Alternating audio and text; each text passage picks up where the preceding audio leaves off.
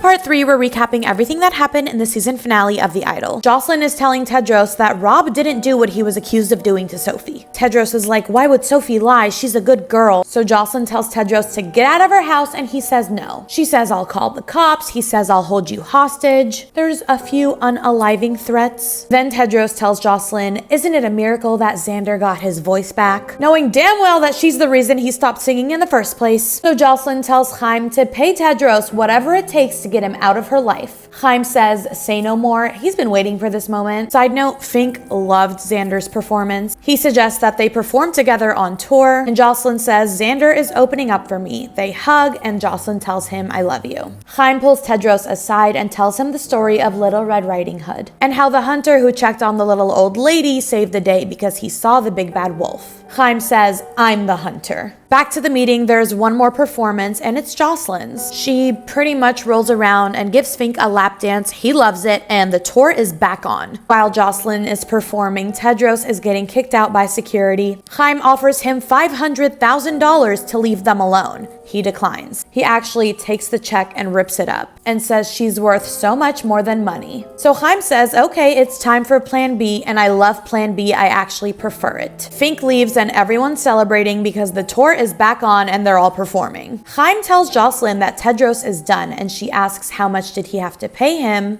Heims says a lot, and then Jocelyn asks for a minute. So he basically lied to her. This scene broke my heart. Leia packs up and leaves a note for Jocelyn. She's done, she's out of here, and I don't blame her. No one listens to her anyways. And now we have Diane meeting at Nikki's office. Nikki tells Diane that there is a legal problem with releasing World Class Sinner, so they won't be able to release it as her first single.